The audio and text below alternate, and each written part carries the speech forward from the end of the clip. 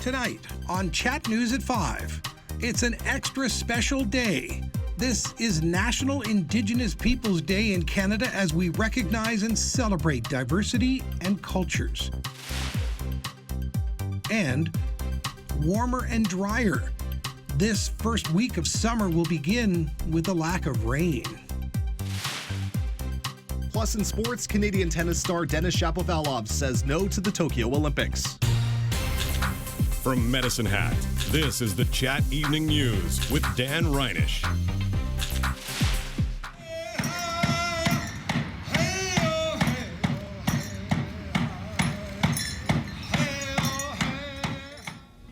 Good evening. Thank you very much for watching tonight. There is a significant milestone being marked in Canada today as we celebrate the 25th anniversary of National Indigenous Peoples Day. Here in Medicine Hat, a powwow helped kick off a full day of events this morning at 9 a.m. at Veterans Memorial Park. Tegan Rasha was there and we'll recap the day's events in just a few minutes. Right now, we say head to Chantel Wagner, live at the Samis Teepee for a preview of tonight's events. Chantel.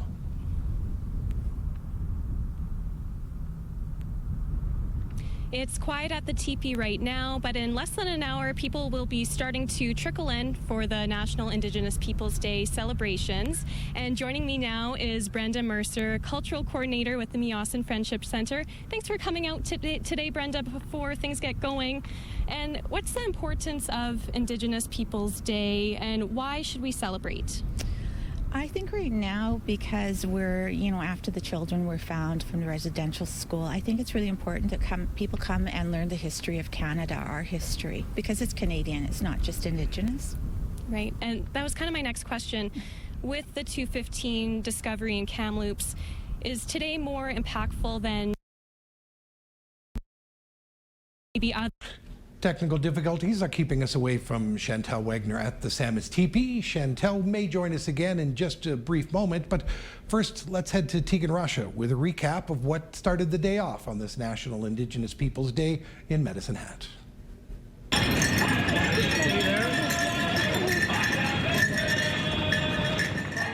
Singing, dancing, and prayers could be heard across Veterans Memorial Park today. The community gathered to celebrate National Indigenous Peoples Day. Most of the activities were dedicated to the 215 children found in Kamloops, with a moment of silence and a round dance. In the morning, Dakota Brandt, a Mohawk from Six Nations Reserve, started the day with a powwow. Well, it represents our people. It represents also the people that have gone to the spirit world, and also to put awareness out there for the missing Indigenous women, children, and men. The powwow included singing and dancing, as well as special guests. Once Brandt started drumming, eagles started to soar. When they hear the heartbeat of Mother Earth, that's that drum, they seem to follow. Brandt says eagles have appeared at every powwow he's been at for the last 56 years. As he played and danced, Niami St. Paul danced alongside. She says this day is meaningful for her because she has a cousin who's missing. It's very important to me because we still can't find her, so... And it's kind of emotional, but I cry, but yeah, this is like my favorite thing to do. I just love dancing, just to represent my people. The celebrations continued. A barbecue was held at noon, and in the afternoon, Brandt led a round dance that everyone was welcome to join. Usually it's a dance honoring women, or if somebody passed away in a family. So all the people get together, and each person has a spirit. So the more spirits are in that circle, the stronger that circle becomes. Brandt says prayers, voices, and thoughts get out to the spirit world and come back in a positive way. And that National Indigenous Peoples Day means even more this year. He says people are now starting to see the true facts of what really happened to Indigenous peoples. It's about time that the communities, I'm not talking like the people of the community, but the governments and the officials, to get off the rear end and really seriously look into where are all these women and children and men going. Tegan Rasha, Chat News. Let's head back to the Samis Teepee, where Chantel Wagner is there to tell us what's happening tonight to mark National Indigenous Peoples Day. Sorry for the technical difficulty there earlier. Joining me is Brenda Mercer, Cultural Coordinator with the Meowsin Friendship Center. And we were talking about, is this National Indigenous Peoples Day, is the impact is feeling more today than maybe others in the past with the 215 event just a couple weeks ago? Oh, definitely. I think that Canadians are now thinking, the children that they found, they would have been mothers, fathers, grandparents, aunts, uncles. So I think it impacts us all greatly. And we saw the great turnout at the vigil also a couple weeks ago. Expecting a good crowd tonight? I'm hoping that people take the time to stop by. It is a come and go event, so please feel free to do that. Okay. And tell me about the butterfly release. Such a beautiful thing to remember our people. Oh, exactly. Last week we were contacted by Remember When store here in Medicine Hat. They said they would like to donate some butterflies, 215 to be exact. So we'll be releasing those during our program.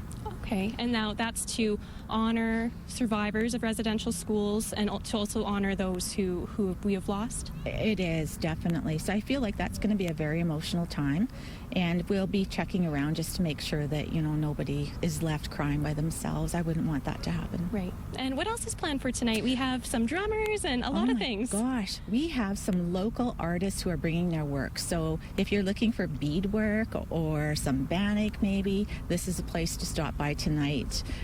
These people sometimes haven't had the opportunity this year because of COVID to come out and sell their wares, but they're fantastic artists who are local. Okay. Well, a beautiful night to come out. So really, celebrate our National Indigenous Peoples Day. Anything else you want the community to know, Brenda?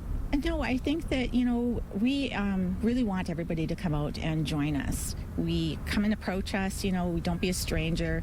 We would just love for you to come and join us. Bring a lawn chair maybe and some bug spray. Great. Yes, maybe some sunscreen. Yes. The sun's going to be out for a little bit more. Definitely. And also, actually, later tonight at dusk, the teepee will be in orange. That's later tonight, though. So yeah, I expect that maybe 9:30, 9:40, something like that, maybe to turn. Okay, yeah. Awesome. Well, thank you, Brenda. Down here at the Samus Teepee for National Indigenous Peoples Day. Events get going at 6 o'clock with the butterfly release at 7. Back to you, Dan. Chantel Wagner reporting. Thank you very much. Thank you, Chantel. Thank you very much, Brenda.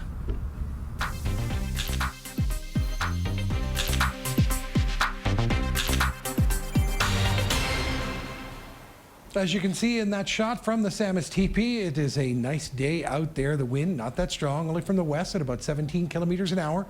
Not into the 30s yet, but we will be this week. It's 28 there, and we got up to 29 degrees today. Yeah, it was a nice day to begin summer. Today, the first official full day of summer, and Medicine Hat and region can expect lots of hot days as we begin this season. According to Environment Canada, the forecast is expected to be warmer and drier than normal over the next week. Kyle Fougere says our region will be under a ridge of high pressure and it's going to be quite hot. Temperatures will be in the mid-30s this weekend, so Environment Canada is reminding everyone to take breaks, and if you're going to be outside, stay hydrated. Regarding precipitation, we had an average amount of rain this past spring. With 77 millimeters of precipitation this spring compared to 83 on average. So far this summer, June has been pretty dry so far. June is typically the wettest month in the Medicine Hat area with 65 millimeters of precipitation on average. But so far this year, only 15 have fallen so far. Fougere added July, August, and September have about the same amount of precipitation with around 34 to 37 millimeters per month. There is actually some rain in our forecast. I'll have that for you in the AccuWeather forecast in just a few minutes here on Chat News at 5.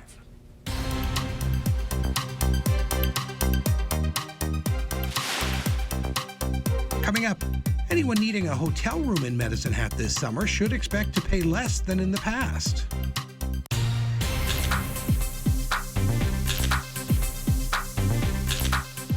The province announced today that family admissions, general admissions, ride packages, rodeo packages, and performance packages from the Calgary Stampede will be included in the first draw of the Open for Summer lottery.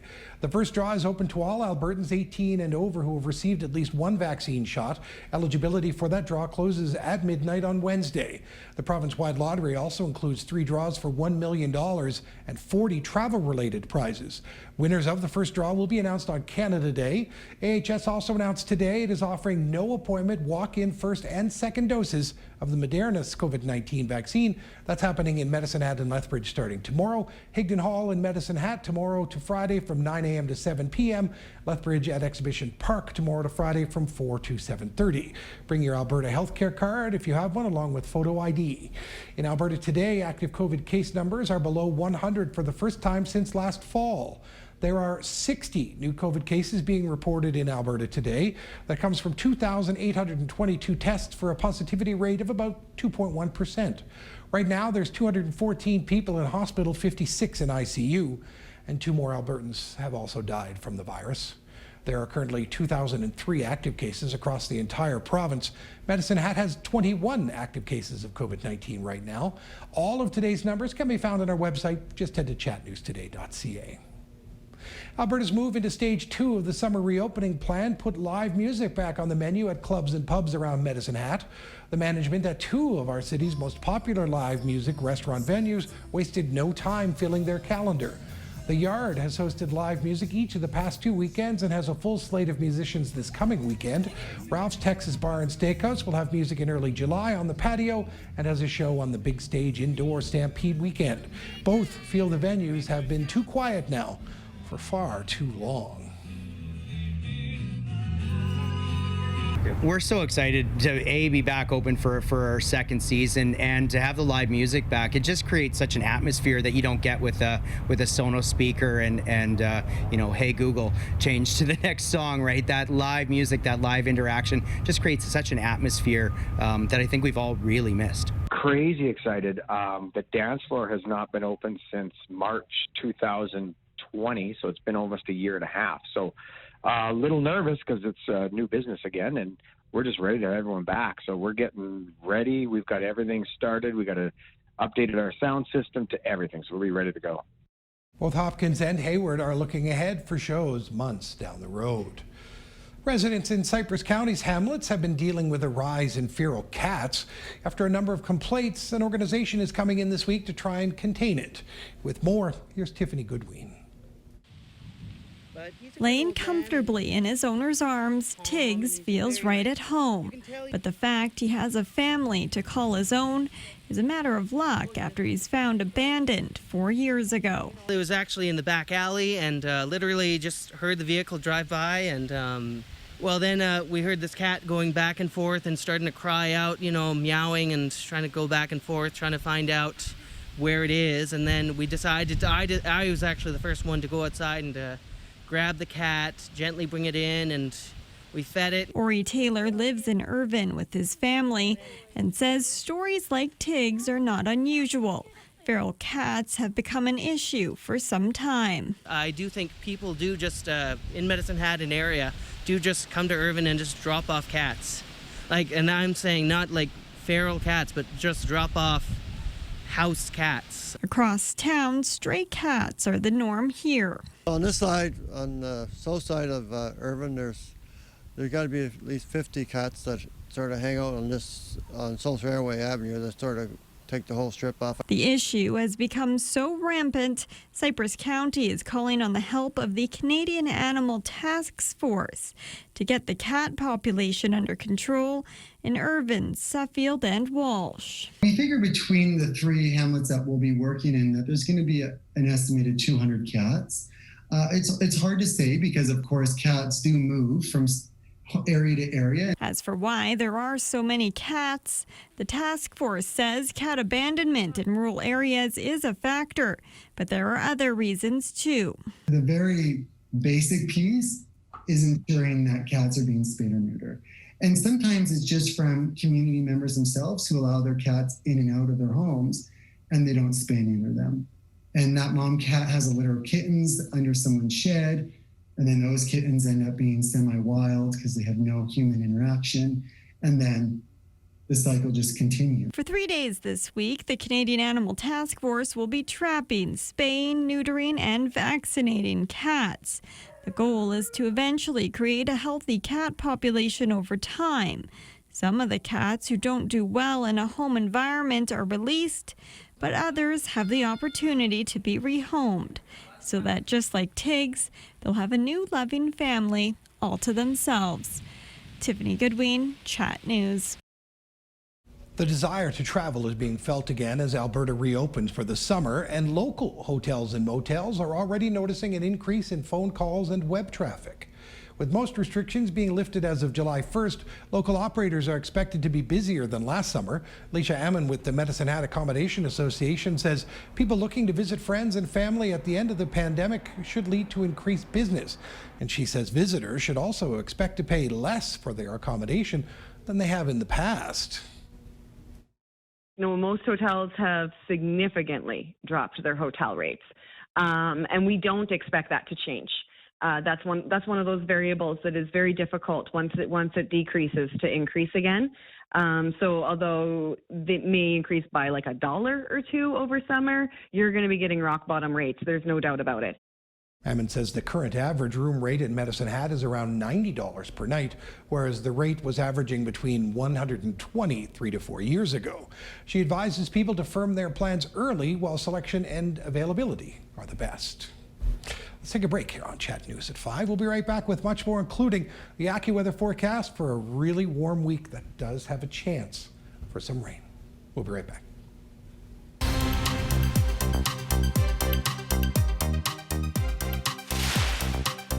Straight ahead, what's been discovered about the fast-spreading COVID Delta variant so far?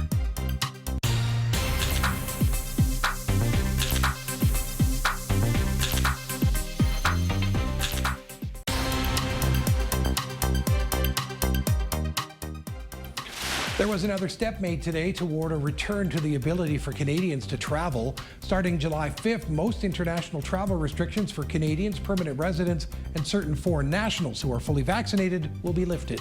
They will no longer have to self-isolate or stay in a quarantine hotel on arrival in Canada. They must have had vaccines approved for use in our country.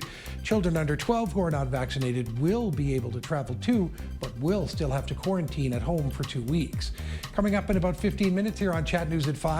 While these changes make travel easier, the border isn't fully open again just yet. As Alberta sets to reopen, the highly transmissible Delta variant remains a concern. The United Kingdom has seen a steep rise in cases linked to this variant, and experts there are watching the situation closely. Eric Sorensen has more on what's been discovered so far. Remember these symptoms?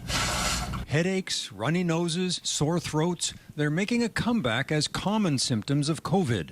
As vaccines provide better protection, especially in older populations who've doubled their doses more quickly, the spread of the Delta variant is affecting more young people and in a different way, according to British researchers. It's more like a bad cold in this younger population, and people don't realize that. The number one symptom is headache, and then followed by sore throat, runny nose, and fever. Reported COVID symptoms of headaches, sore throats, and runny noses are much more common in people under age 40 than those over 40. Original COVID symptoms, coughs, and the loss of smell and taste are less frequent now. Still, the Delta variant is twice as transmissible as the original virus, and young people are stoking the spread. They still go out to parties, and they might spread it around to 6 other people. We think this is fueling a lot of the problem. After the UK reopened last month, case numbers per capita have risen. In Canada, the case numbers are still coming down, but are being watched closely as this country opens up. Even if the Delta variant spreads quickly, some doctors say 2 doses of vaccines will offer protection from serious illness. Now that the majority of people are having just basically, the sniffles, we don't need to monitor that. The primary metric for us is hospitalization, because that is what led us to have to restrict the community. Now, if you have a bunch of cases and no hospitalizations or very few, we don't need to lock down anymore. There are 2 time lags that make it hard to predict the near future in Canada. Public contact is just starting up, and second doses are still catching up. Gauging the spread of the variant and the strength of the shield against it will require time. But doctors are increasingly confident that a future surge will not overwhelm hospitals if we keep vaccinating. It's important for us to now have confidence in how effective these vaccines are, and they are our ticket out of here. We're on the off-ramp right now. With enough second doses, an off-ramp with more cases in bed at home and fewer in the intensive care unit. Eric Sorensen, Global News, Toronto.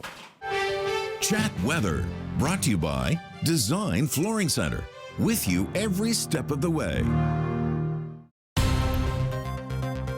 Chat Weather, powered by AccuWeather. Hope you had yourself a fantastic weekend. The weather, while not perfect, was a little bit better than what people were experiencing in the central part of the province. I was in central Alberta most of Saturday, and as soon as I had finished doing all the outdoor stuff in Calgary, the sky opened and the rain started to fall. And yes, by the way, outside stuff did include riding around on one of those e-scooters. Ooh, those are awesome. Back to Medicine Hat, 29 degrees today. Seasonal average is 24. You'll see the numbers when we do the recap of this next 7 days. Later in the show, you'll see the numbers are all going to be above 70 at 24 over the course of this week. 24, yeah, today, 27. That's what it is out there right now. As we go around the province, it is 30. Right now, 30 in Drumheller, 27 in Edmonton, 28 everywhere else under a mainly sunny sky. Yes, that's mainly sunny. As we head over into Saskatchewan, there's a 2-4 in Saskatoon, 23 in Swift Current. Leader is 26, Maple Creek 27, and in Regina it is 21. Ah, yes, the radar. Showing some cells and such moving towards Saskatoon. Other than that, not much out there. So let's jump into the Futurecast. Okay, so primarily, as you heard Mr. Fugere say from Environment Canada, we're looking at a high pressure week. Now you see the tail of this low pressure system that's sinking down, all right? So you see fairly clear. But there is the chance on Wednesday night into Thursday, there is the chance in that overnight period of us seeing maybe 5 millimeters of rain, 5 very welcome millimeters of rain, as there's not a lot of rain in the forecast as we kick into summer. First day of summer is here. Hope you're enjoying that sunshine, and if you love the sunshine and temperatures in the 30, get ready later in the show to see what we've got coming up this weekend. Tomorrow, yeah, 32 in Brooks tomorrow. I sort of forgot that tomorrow's going to be just as warm as the weekend here. Wait till you see some of these other temperatures. So 32, mainly sunny in Brooks, 31 in Leader under a mainly sunny sky, 31 degrees in Maple Creek as well. And if you're wondering what it's going to be like in Medicine Hat tomorrow, well, let me push this button on this remote and you'll see that we're going to start the day off very hot. No heat warning in because the temperature will dip down below 30 for a couple of days before it rebounds again for the weekend. Starting things off at 13, be at 29 by noon, and this time tomorrow, 32 degrees. How about enjoying what this city has to offer? That's what Darcy was doing when she took this picture. Darcy, thank you. Another day enjoying what this beautiful city has to offer is what this picture was subtitled in the subject line. This photo brought to you by Prestige Windows and Doors and sent to weatherpics at chatnewstoday.ca. Darcy, thank you very much for this great picture. If you have some photos you'd like to share of the wonderful weather that you're experiencing and enjoying, again, that's weatherpics at chatnewstoday.ca. That's weatherpics at chatnewstoday.ca. And if you're wondering, while I do take pictures of almost everything, I just enjoyed that scooter ride. There's no photos at all. More news to come, and Scott Rodman is back with sports. We'll see you back here in a few minutes on Chat News at 5.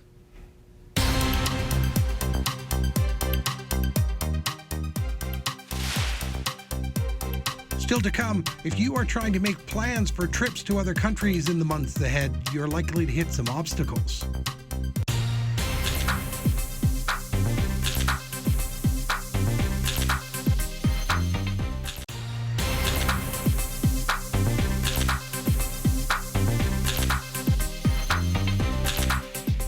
Good evening. It's Monday night, June 21st. I'm Dan Reynish. Thank you for choosing Chat News tonight.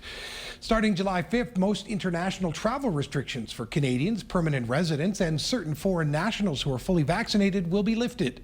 This cracks open the door to easier travel, but the border isn't fully open yet. David Aiken explains the new rules and what you need to know to prove your vaccination status. We haven't reached the finish line. There's a lot more work to do. An important point for fully vaccinated Canadians and permanent residents who can start thinking about punching their tickets and avoiding quarantine. But there is a catch. To be very clear with fully vaccinated travelers, you will still need to meet a series of requirements.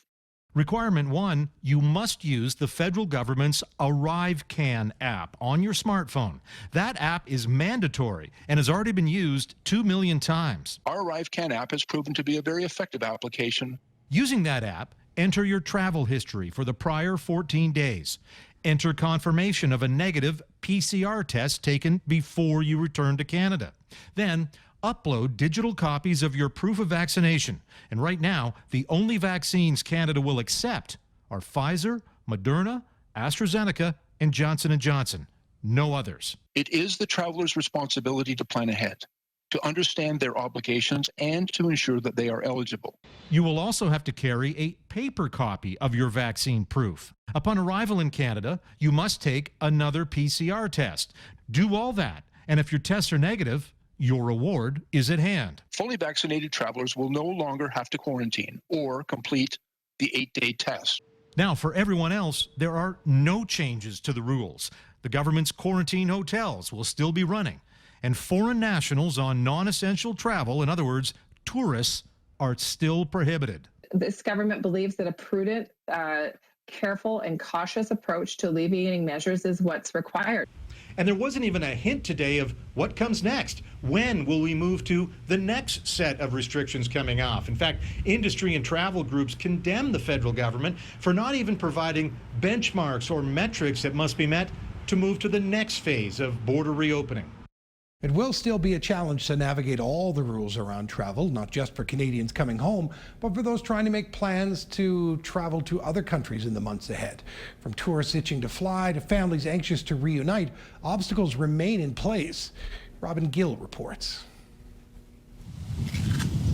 Angela Joy and her family are anxious to visit the United States. She's fully vaccinated, but her two children, both under 12, are not. I would feel comfortable traveling right now, but it's really just the logistical afterwards that is kind of the hiccup in the whole thing. Any travel outside of Canada would require a 14-day quarantine coming back for the young ones, even though under the new rules, Mom doesn't have to. We want to be able to travel like everybody else in like the rest of the world. The Ontario family would like to reunite with Angela's dad, Mike, at their cabin in Washington State. He's double-dosed and stuck in British Columbia. Just a 45-minute drive to the family's second home at the base of Mount Baker, which he can even see from this side of the border, but can't get to. What's the sense of having a second vaccination if you can't move around freely? And undoubtedly, this will be challenging for families who want to travel. Travel agents say there is still some hesitancy, but that travel demand is picking up. We are seeing what I would call a bit of a booking boom. Nowhere near the levels pre-pandemic. There's really pent-up demand. We've been locked down for so long. You can only look at the same four walls for so long. For now, Mike Joy can only stare at family photos and feel frustrated that it could be easier for him to fly to Europe than to drive across the border. NHL players can move freely across the border now, but yet they, for some reason, choose to neglect the average person. And here's the other need for travel in the Joy family. Angela's husband is a pilot and hasn't been working since the pandemic began. I want people traveling, not just for myself, but so my husband can go back to work. Just another reason they're so ready to finally take off. Robin Gill, Global News, Vancouver. The death toll in Brazil from COVID-19 has surpassed 500,000 people. And as Mike Drolet explains, there are fears the situation in South America's largest country is going to get worse. They call it the beautiful game. If there's one thing that unites Brazilians, it's football. Yet the crowds in over 300 cities weren't screaming for goals. They want vaccines, says this teacher who lives just outside Rio de Janeiro. No one's watching it. I don't think Brazilians are watching it. We're not paying attention to it for the first time ever. Brazilians have other things on their minds. This weekend, the country surpassed 500,000 COVID-19 deaths, the second highest death toll after the U.S. And many are placing the blame solely on the shoulders of President Jair Bolsonaro. We can't stand it anymore, says this demonstrator. The government is worse than the virus. Bolsonaro has called COVID the little flu, discouraged lockdowns and masks, and dismissed vaccines. The government's plan was to reach herd immunity, says this former health official. They did not buy vaccines because they did not believe they worked. Bolsonaro now says that's not true, but an ongoing parliamentary inquiry found the government ignored 81 emails from Pfizer offering vaccines at half the price offered to the U.S. I don't have any anger anymore. You know, that's how angry I am. I don't even feel anymore because there's so many people who are dead. Branca Barros feels lucky to have received her first dose of the vaccine, but with only 29% of Brazilians in the same boat, Health experts don't expect to see a drop in COVID cases until at least September. Mike Trollet, Global News, Toronto. The pandemic put additional strain on all facets of the healthcare system in Canada. Physician assistants, an emerging profession, could ease the burden. Doctors, hospital managers, and universities all agree that Canada needs more of these positions. But as Ross Lord explains, those calls have so far gone unanswered. Among the cracks in the healthcare system revealed by COVID-19 is a shortage of professionals often overlooked. Physician assistants. The urgency this year has been really amplified because of the pandemic. 10 years after the first physician assistants graduated from Canadian universities, there are fewer than 800 in the entire country. Those on the front lines and healthcare managers want more. More physicians, more employers reaching out saying, we just want to hire a PA. And we essentially have to say, you need to wait for the next class of graduates because there just isn't any movement right now. The number of postings is outnumbering the number of graduates. At Ontario's McMaster University, applications for the 2-year program starting this coming September reached the 1,200 mark.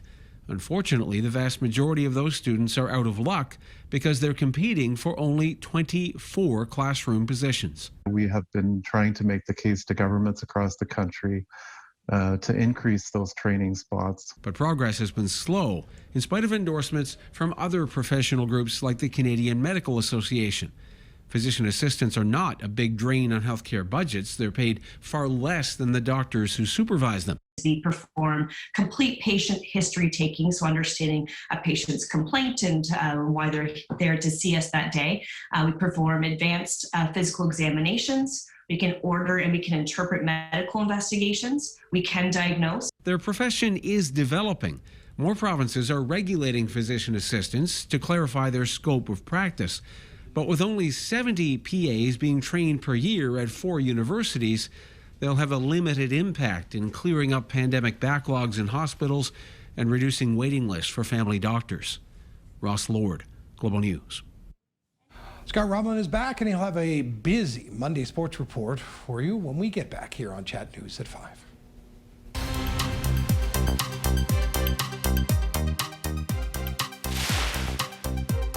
Wayne Gretzky and Steve Nash, 2 Canadian sports legends who are now teaming up to launch a brand new pro team. More on the new co-owners after the break.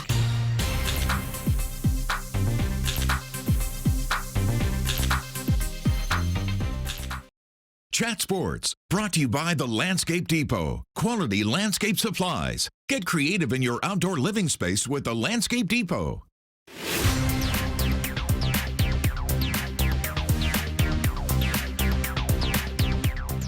Welcome back. 4 weeks is all that separates us from the start of the ever-evolving Tokyo Summer Games. Today, organizers confirming up to 10,000 Japanese spectators will be allowed to watch each event in person.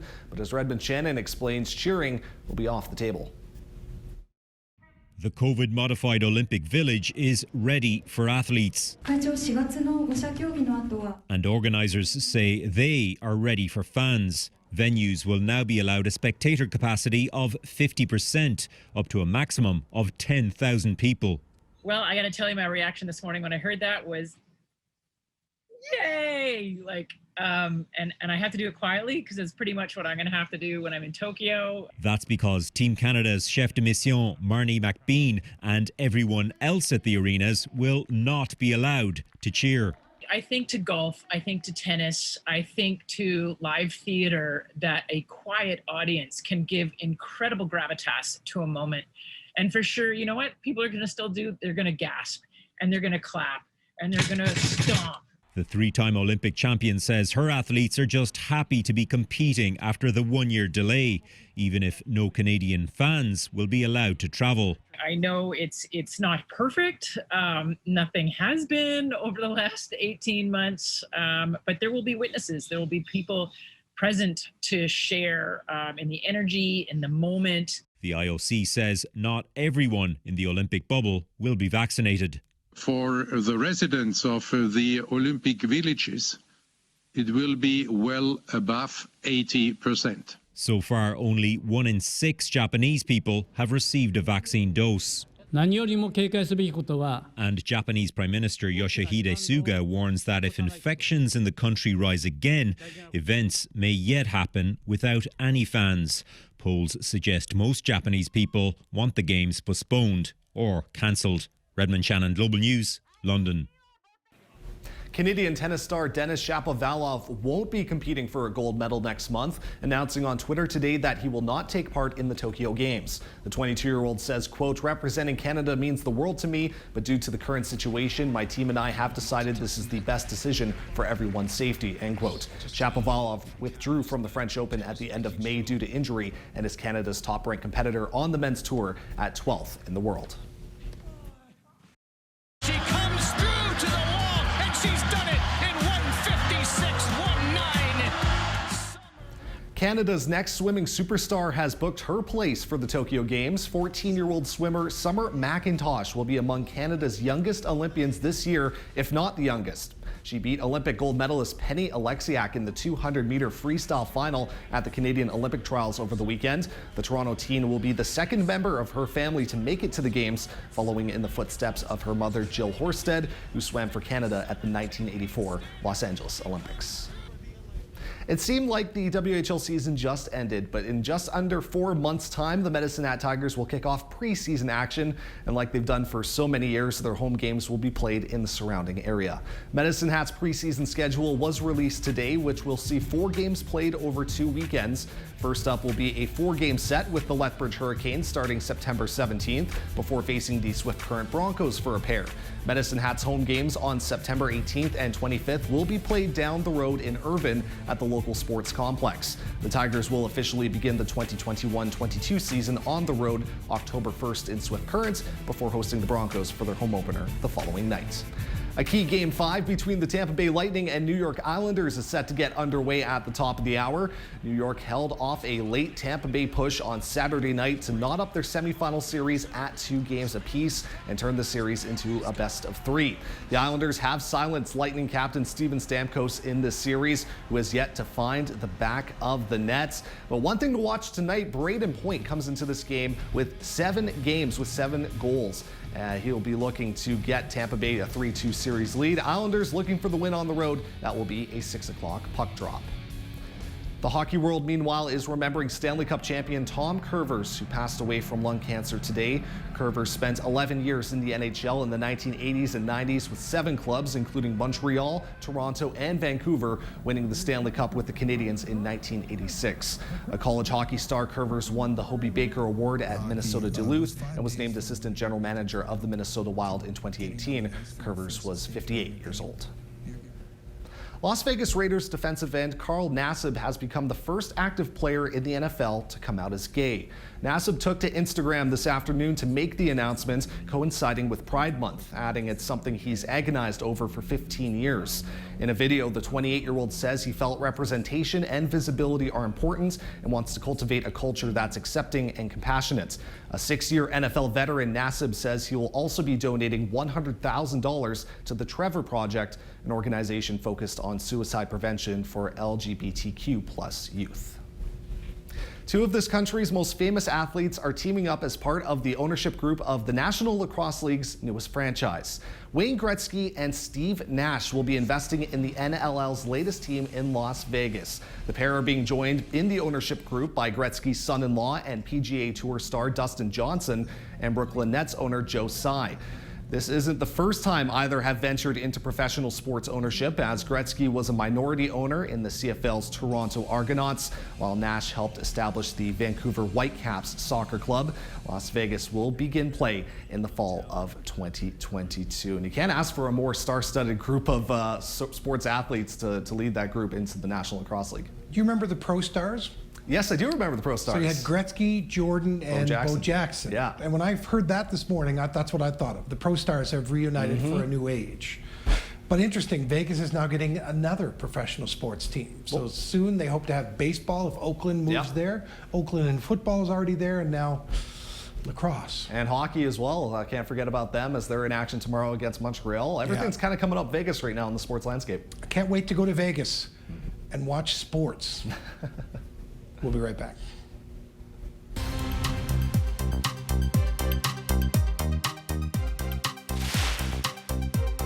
When we return, it's possible those bottles we drink water out of could soon be turned into a vanilla flavoring.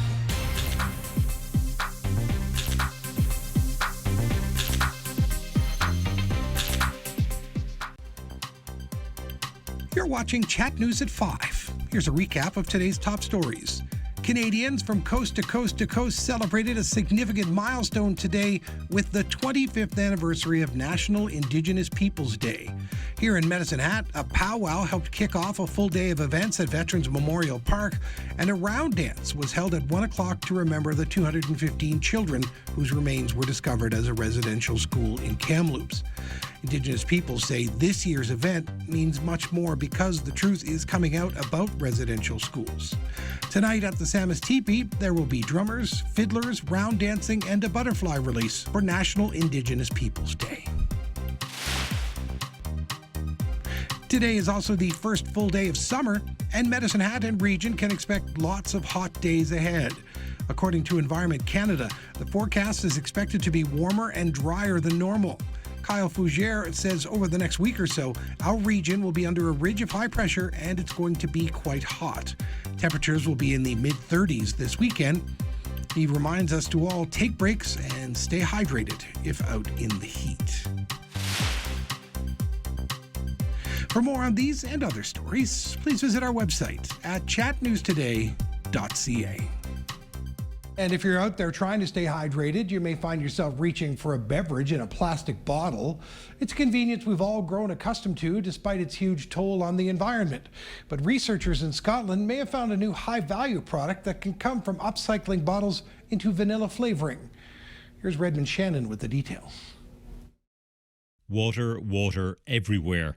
The world is addicted to the convenience of plastic bottles. A 2017 study estimated that 1 million single-use bottles are sold worldwide every minute. It's thought only 1 in 7 are recycled, mostly to make fabric or other plastics. But in our disposable economy, it's usually cheaper and easier to just dump them and make new ones. Researchers in Scotland have potentially found a valuable use for some of that waste in the most unexpected of places, in plain old vanilla. So I put my chemistry hat on and looked at the molecules that actually make plastic and thought, well, what could we turn that into that would be more valuable than the waste plastic? And I came up with vanillin because it's such an important molecule. Vanillin is the molecule that gives natural vanilla its taste.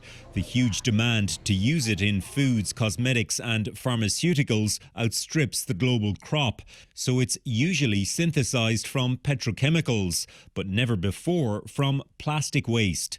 Scientists used enzymes to break down the plastic polymer into what are called monomer molecules, namely terephthalic acid. They then used engineered E. coli bacteria to turn the monomer into a vanillin molecule. The whole process takes about 3 days. I think 1 bottle would give you enough for baking a cake, more than enough, probably enough for a cake sale. What we now need to do is develop it further and do more studies to optimize the process and scale it up and find ways to extract very pure samples of vanillin such that it is safe for consumers. It's potentially a win-win solution, according to an industry body focused on a circular economy for plastics. What was super interesting about this example was that it's very, in some ways, upcycling. So it's increasing the value. A big part of the work that we're doing collaboratively is to figure out how do you make that recycling system and that recirculation system as efficient as possible and optimized as possible so that it economically does make sense. But until our sundaes are made from old soda bottles, the best bet will be to reduce and reuse. Redmond Shannon, Global News, London. All right, tomorrow's going to be a hot one, and it's going to be beautiful on the weekend. If you like heat, here's our 7-day forecast. Tomorrow up to 33 here, then cooling off a little bit Wednesday and Thursday. Wednesday into Thursday, there is a chance right now we could see about 5 millimeters of rain, and then warming up again for the weekend. And by this time next week, it'll be 36 degrees. There's the potential for a heat warning to come in place later in this week. We don't have one in place right now. But like I said, 33 tomorrow, 26 today. And that's it for Chat News at 5. We're back tomorrow at noon and 5 o'clock. Thank you very much for choosing Chat tonight. We hope to meet you back here again tomorrow. Have a great evening.